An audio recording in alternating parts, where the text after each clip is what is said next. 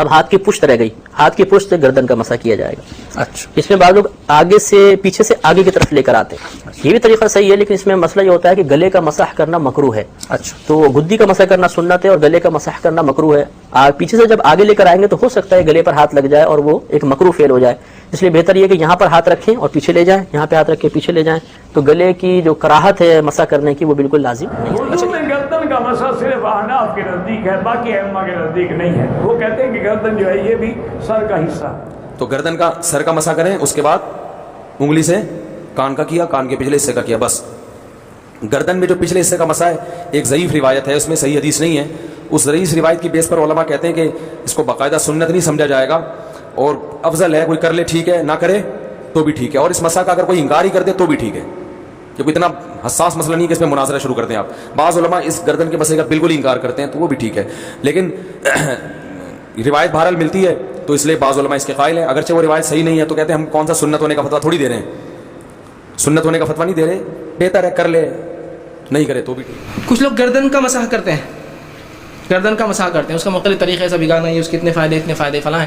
گردن کا مسح کسی صحیح روایت سے ثابت نہیں ہے، اس کے اپنے فائدے ہوں گے، فائدوں سے ہم کو انکار نہیں، اس لیے کہ جسم کو دھونے کے فائدے ہوتے ہی ہیں تو آپ الگ سے دھوئیے اس کو، آپ کو دھونا ہے تو۔ لیکن گردن کا اسپیشل مسح، ہاں گدی پہ جانے تک کچھ پانی چلے جائے کوئی مسئلہ نہیں، اسپیشل مسح کرنا یہ سنت سے ثابت نہیں ہے، کسی صحیح روایت سے گردن کا مسح کرنا ثابت نہیں ہے، یاد رکھیے۔ گردن کا مسح کرنے کی کوئی ایک حدیث صحیح موجود نہیں ہے۔ اللہ کے نبی صلی اللہ علیہ وسلم نے جو وضو کا طریقہ اپنے صحابہ کرام کو سکھایا اس کے اندر گردن کا مسح کرنے کی کوئی دلیل نہیں۔ گلے کا مسح، ایک تو جس داڑھی ہے تو بہت مشکل سے کرے گا بیچارہ، اور گلے کا مسح ثابت نہیں ہے، یہ بدعت ہے، حنفیوں کے نزدیک بھی یہ ثابت نہیں ہے، اب کوئی کرتا ہے تو غلط کرتا ہے، ثابت نہیں ہے، نہ گلے کا نہ گردن کا، دونوں بھی ثابت نہیں۔ گردن تو اس میں مسح نہیں، سر کا مسح قرآن میں یار واضح موجود ہے، سر کا مسح، گردن اس میں کہاں سے آ گئی؟ یہ تو حنفی بھی خود کہتے ہیں کہ گردن کا مسح مستحب ہے، جی سنت نہیں کہتے، یہ جو ایسے ایسے کر کے پھیر رہے ہوتے ہیں اور بعد ایسے تک لے آنے، اور یہ جو ایسے تک ہے نا اس کو فقہ حنفی میں لکھا ہوا ہے بدعت، جی اٹھائیں باری چلیے، گلے کا مسح بدعت ہے، وہ کہتے ہیں گردن کا مسح مستحب ہے۔ تو دیکھیں ایک بدعت بزرگوں نے سٹارٹ کی، اگلی بدعت ایک بابوں نے سٹارٹ کی، اگلی بابیوں نے سٹارٹ کی۔ جامعہ ترمذی، سنن نسائی اور سنن ابن ماجہ کی ہے کہ آپ صلی اللہ علیہ وسلم جب سر کا مسح فرماتے تو شہادت کی انگلی سے کانوں کے اندر کا بھی مسح فرماتے، یہ کان بھی جو کہ سر کے اندر ہی داخل ہے، قرآن پاک میں ذکر نہیں لیکن یہ کان سر کے اندر ہی داخل ہوتے ہیں، اس لیے اس کا مسح بھی ہوگا اس طریقے سے، اور انگوٹھوں کے ذریعے کان کی پشت کا مسح فرماتے ہیں۔ لیکن یہ جو گردن کا مسح ہے یہ کسی ضعیف حدیث سے بھی ثابت نہیں ہے، اور مزے کی بات ہے فقہ حنفی کی جو اردو میں معتبر ترین کتاب ہے 27 سال میں مفتی امجد علی صاحب نے لکھی بہار شریعت، اس میں بھی لکھا ہوا ہے کہ گردن کا مسح مستحب ہے، ان کی بھی جرت نہیں ہوئی کہ اس کو سنت لکھیں، لہذا گردن کا مسح کوئی ثابت نہیں، مستحب بھی انہوں نے اپنے بزرگوں کی وجہ سے لکھ دیا، قرآن اور حدیث کے اندر کہیں بھی ثابت نہیں کہ نبی صلی اللہ علیہ وسلم نے گردن کا کبھی مسح کیا ہو۔ تو یہ بہت امپورٹنٹ بات ہی میں نے بتا دی، گردن کا مسح نہیں، سر پورے کا مسح، یوں آگے سے پیچھے اور پیچھے سے آگے اور یوں، بس یہ ہے that's all۔ گردن کے مسح کے بارے میں بھائی کا سوال ہے، کیا یہ شرعی اعتبار سے اس کا کرنا، بعض لوگ تو اس کو فرضیت کی حد تک سمجھتے ہیں؟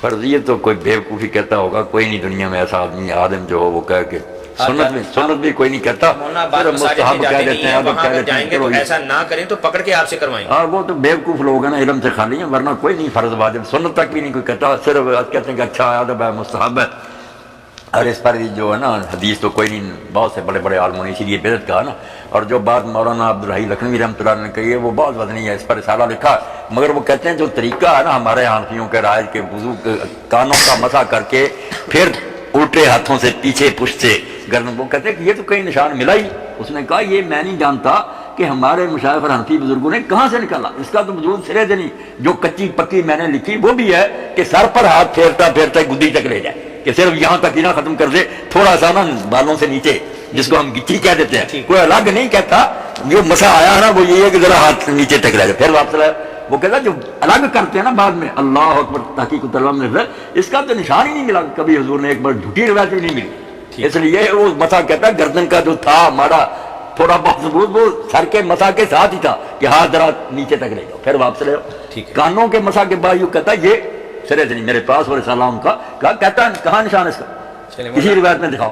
جتنے علماء احناف ہیں ہر ایک مانتا ہے، بڑے جتنے دیکھ لیجئے کہ گردن پر مسح کی حدیثیں ضعیف ہیں، اسی لیے وہ اس کو سنت نہیں مستحب مانتے ہیں، اس کو سنت نہیں کہتے، کیا کہتے ہیں وہ؟ مستحب ہے، سنت نہیں کہتے. میں مثال دوں آپ کو، یہی حدیث سے پیش کیا ہے. اصلاً تو یہ حدیث کامل کے علاوہ کسی اور کتاب میں پائی نہیں جاتی ہے. اور کامل جانتے ہیں کون سی کتاب ہے؟ اس کا نام کیا ہے؟ الکامل فی الضعفاء. کیا ہے؟ الکامل فی الضعفاء. ان روات کا بیان ہے جس میں ان جو ضعیف ہیں.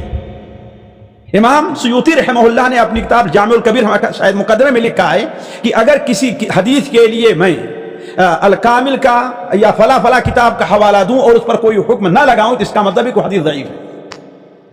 وہ حدیث ضعیف ہے. اور یہ کہنا کہ کسی عالم نے اسے ضعیف نہیں کہا، یہ کون کہتا؟ یہ کس نے کہا ہے؟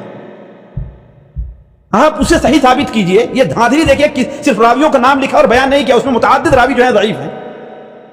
اور جس کے ترجمے میں لکھا ہے ابراہیم بن ابو یحییٰ، جس کے ترجمے میں یہ حدیث لائی گئی ہے، حافظ بن حجر رحمہ اللہ ان کے ترجمے میں لکھتا ہے کہ متروک. کیا ہے؟ متروک. متروک کیا ہے؟ یعنی جو حد درجے کا گھٹیا اور ضعیف ہو، جس کی حدیثیں قبول کی ہی نہیں جا سکتی، وہ یہ جرح ہے. اور کہتا ہے تمام راوی قابل اعتماد. اتنی بڑی جھوٹ، اللہ کی قسم.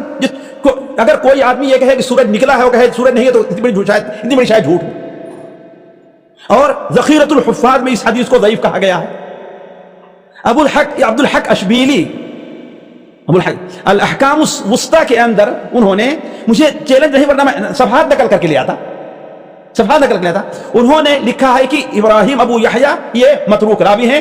حتیٰ کہ امام مالک رحمہ اللہ نے کہا کہ صرف روایت ہی کے بارے میں ناقابل اعتماد نہیں ہے، یہ شخص اپنے دین کے بارے میں قابل اعتماد نہیں ہے. امام مالک نے کیا کہا؟ صرف روایت کی نہیں، اپنے دین کے بارے میں قابل اعتماد نہیں. تو اب ایسی حدیثیں لا کر کے پیش کرتے ہیں. اور دوسری حدیث جو سنن ابو داؤد کی پیش کی ہے، نعوذ باللہ من ذلک، اس میں جرات اور کیا ہوگی. امام ابو داؤد نے وہی اس کے آگے لکھ دیا ہے کہ یہ حدیث ضعیف ہے. امام حنبل رحمہ اللہ نے اس کو منکر قرار دیا ہے. اسی میں دیکھا، اور اس میں بھی کیا ہے، اپنے سر کا مسح کیا یہاں تک کہ قذال یعنی گدی کے ابتدائی حصہ ہے، گردن کا مسح نہیں، وہاں تک پہنچے. اب ان سے سوال یہ ہے ان سے، گردن کا مسح کب کیا جاتا ہے؟ ذرا عقل سے کام لو. کب کرتے ہیں؟ سر کا مسح، کان کا مسح کرنے کے بعد گردن کا، کہ کان کا مسح پہلے کرتے ہیں؟ کان کے مسح کے بعد. اور اس میں کیا ہے کہ وہ کہاں تک پہنچے؟ اپنے گدی تک لے گئے. گویا وہاں گردن کا مسح نہیں ہے، سر کا مسح ہے کہ پورے سر کا مسح کیا. صرف ایک چوتھائی سر کا مسح نہیں کیا تم کہتے ہو. اللہ کے پورے سر کا مسح کیا یہاں تک کہ شروع گردن تک لے آئے اور پھر واپس لے کر کے آگے. اس میں گردن کا مسح کہاں دکھ رہا ہے؟ ذرا سوچیں آپ. اور وہ بھی ہے کہ گویا کان سے پہلے آپ کہتے ہو کان کے بعد گردن کا مسح ہونا چاہیے. تو علی کل حال گردن پر مسح کی جتنی روایتیں ہیں موضوع من گڑت ہیں، کوئی روایت ایسی نہیں ہے کہ جسے ضعیف بھی کہا جائے. اس میں گردن کا مسح کرنا لکھا ہے کہ یہ بھی سنت ہے، حالانکہ یہ حدیث میں تو نہیں ہے. وضاحت کریں، یہ نہ کہا کریں کہ حدیث میں نہیں، یہ کہا کریں کہ میرے علم کے مطابق حدیث میں نہیں. بھی ہمارے علم میں نہ ہونا اس چیز کے نہ ہونے کی دلیل تھوڑی ہے. حضرت عبداللہ بن عمر رضی اللہ تعالیٰ عنہ سے موجود ہے، اور ابن حجر اسقلانی رحمۃ اللہ علیہ کی التلخیص الحبیر کے اندر یہ حدیث موجود ہے کہ عبداللہ بن عمر رضی اللہ تعالیٰ عنہ فرماتے ہیں کہ نبی کریم صلی اللہ علیہ وسلم فرمایا، من توضأ ومسح بیدیہ علی عنقہ، جس آدمی نے وضو کیا اور پھر اپنے ہاتھوں سے اپنی گردن کا مسح کیا، وقی الغلہ یوم القیامہ، قیامت کے دن اللہ اس کی گردن کو جہنم کے طوق سے محفوظ فرما لیں گے. یہ حدیث ہے اور مرفوع ہے. ہاں آپ کے علم میں نہیں ہے نا. اب آپ کے علم میں نہ ہونے اس بات کی علامت ہے کہ ہے ہی نہیں. اسی پر بعض غیر مقلدین شور بھی کرتے ہیں اور بہت زیادہ شور کرتے ہیں کہ یہ جو اپنی گردن پہ چھری پھیرتے ہیں کسی حدیث میں نہیں ہے. اپنی گردن پیش کرو ہم چھری پھیریں. ہمیں کلپ سن کر اور دیکھ کر افسوس ہو رہا ہوتا ہے کہ یار جہالت کی بھی انتہا ہوتی ہے. آپ یہ کہا کرو بھی ہمارے علم میں نہیں ہے. اگر آپ گردن پر مسح کرتے ہیں تو آپ کے پاس کیا دلیل ہے؟ ہم آپ کو دلیل پیش کر دیں گے. اس دلیل پر آپ کا اشکال ہے تو اس کا معنی یہ کوئی ضروری اشکال ہے. آپ کے اشکال ہونے کا معنی یہ نہیں کہ اشکال پکا ہے. اشکال کا معنی کہ ہمیں شبہ ہو گیا ہے تو اہل علم سے شبہ اپنا دور کرا لیں. ایک بات تو یہ ہے کہ یہ گھمن صاحب کی دلیل نہیں بن سکتی. جی صحیح. اب انہوں وہ سے کیا معنی لیں گے؟ گردن. تو گردن سے مراد تو یہ حصہ ہی ہوتا ہے نا انہوں سے. یہ اس کو کفا بھی کہتے ہیں. تو اس پر تو سارے مسح کرتے ہیں، ہم بھی کرتے ہیں اور وہ بھی کرتے ہیں. یہ تو کوئی اختلافی بات نہیں ہے. وہ گردن کے پہلو کا مسح کرتے ہیں. ہاں جی، گردن کا نہیں، گردن کے دونوں پہلو، جس کو ہم کہتے ہیں یعنی عربی میں اس کو حلقوم کہتے ہیں. جی جی. یعنی دوسرے یہ گلا ہے نا، گلا اس کے ساتھ یعنی دوسرے لفظوں میں یہ الٹے ہاتھوں سے وہ مسا کرتے ہیں، الٹے ہاتھوں. اس روایت میں اگر اس کو صحیح بھی مان لیا جائے، ایک تو گردن کے کس حصے کا مسح کرنا اور دوسرا کس طرح کرنا ہے، الٹے ہاتھوں کرنا ہے، اس کی تو کوئی دلیل جی بالکل ایسے ہے. اور دوسری بات یہ ہے کہ فتاوی عالمگیری میں یہ بات لکھی ہوئی ہے کہ مسح الحلقوم فبدعہ. جی اس طرح یہ جو حلق کا جو مسح ہے یہ تو بدعت ہے. وہ عملی طور پر یہ حلقوم کا مسح بن جاتا ہے، کیونکہ اوپر سے لے کر آتے ہیں یہاں. جی ایسے ہے، حلقوم کا مسح ایسے ہی ہے. دیکھیں نا آثار و سنن علامہ نیمی کی ہے، انہوں نے اپنے مذہب کے دلائل جو ہیں اس میں ذکر کیے ہیں اور مسائل ذکر کیے ہیں. انہوں نے گردن کے مسح کے حوالے سے کوئی روایت ذکر نہیں کی ہے. اور بھی بہت سارے وہ اگر وہ نیمی صاحب انہوں نے محمد صاحب سے مشورہ کر لیتے تو شاید ان کو بھی روایت مل جاتی. حالانکہ وہ تو چن چن کر روایات اپنی اور ان کے بال اتفاق وہ بڑے عالم ہیں. جی بالکل ایسی ہی ہے. ایسے علامہ عبدالحی لکھنوی کے وہ شاگردوں میں سے ہیں. تو انہوں نے اچھی کوشش بھی کی، اپنے مسلک کے دلائل جو ہیں وہ یکجا کیے.